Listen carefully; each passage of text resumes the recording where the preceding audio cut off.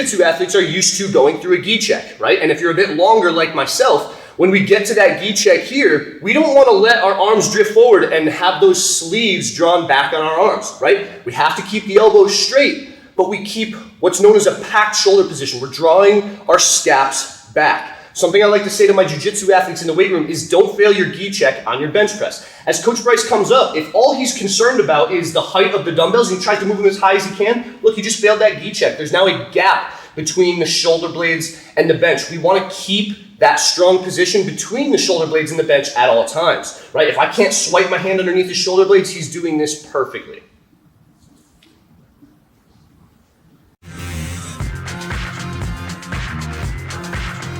So exercise 3 for the horizontal pressing motion on day 2 is the barbell bench press. Again, something people do very commonly, but I really want to draw attention to a couple key details.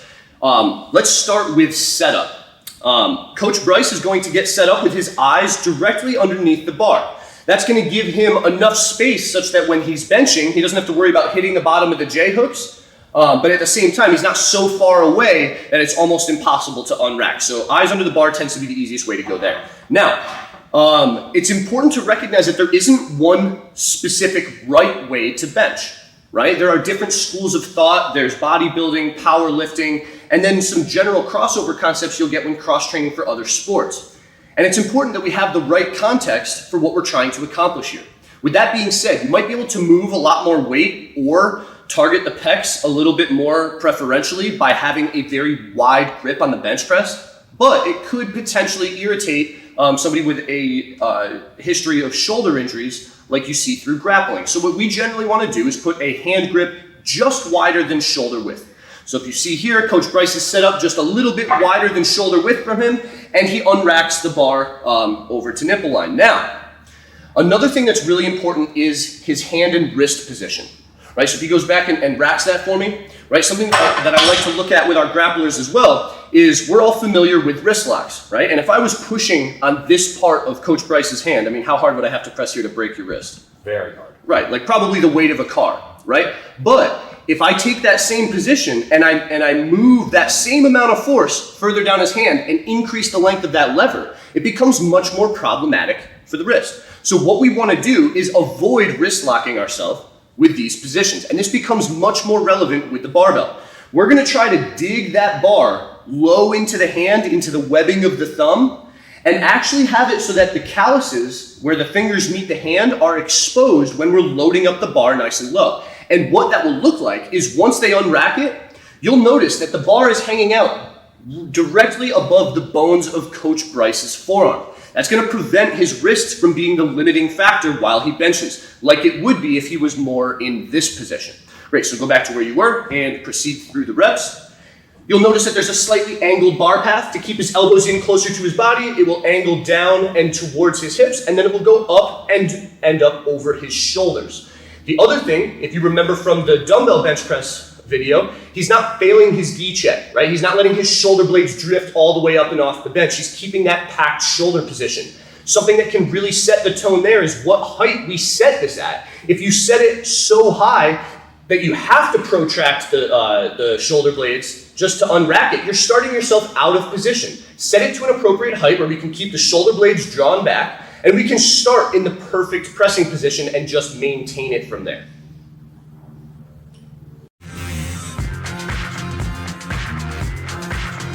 First exercise in our day 2 vertical pull progression is a tabletop pull-up isometric hold. Isometrics are a huge staple in how we program for grapplers because that isometric strength or muscle action where we're producing force but there is no length change, like squeezing and maintaining a posture, is extremely important for postural strength or what's often referred to as mat strength in grappling.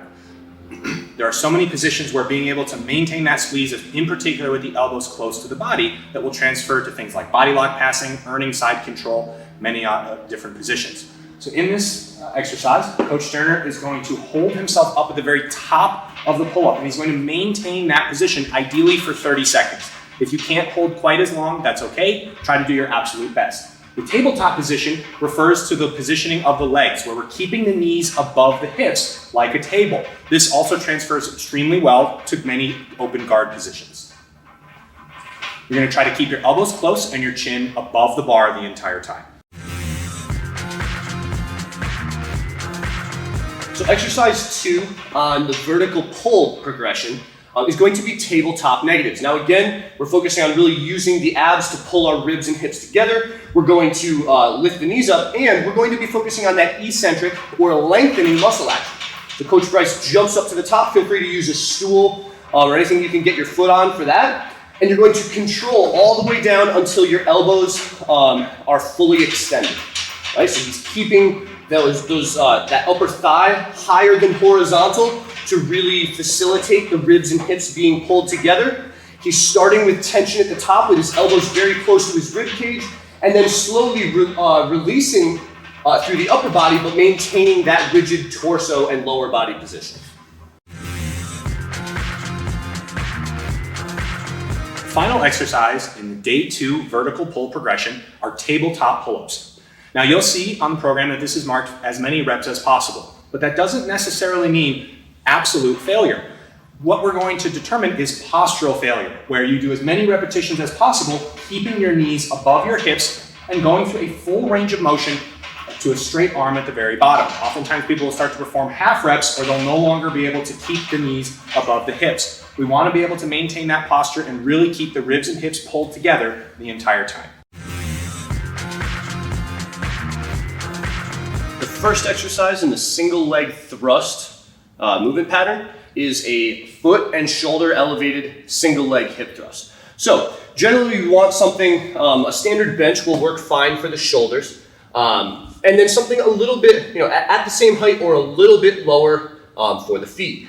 If you're so short that a bench really pulls you out of position to move through the range of motion, you can sort of prop yourself up with a pad at the bottom if need be, but you should be just fine without it. So Coach Bryce is going to get set with his shoulder blades on the bench, and what's important is that he has his full shoulder blade on the bench. If you look through, this entire portion and up is supported on the bench. He's not so far down that he's barely holding on or that he's pushing the bench that way, right? He's pushing down with his shoulder blades into the